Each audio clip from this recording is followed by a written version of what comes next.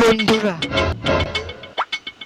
Customer যখন ভাই এই কাগজের ভিতরে যা যা লেখা আছে এই অনুযায়ী সদাই দিবেন। আচ্ছা ভাই দিতাছি। টাকা পড়ে যায় তারপরে কি কি রে বেটার দেখে 1000 টাকা পড়ে আছে, বেটার দোকানদারের লগে কথা কইতাছে, আমি এই ফাঁকে টাকাটা লই লই। নতুন হলে চ্যানেলটি সাবস্ক্রাইব করে দিবেন।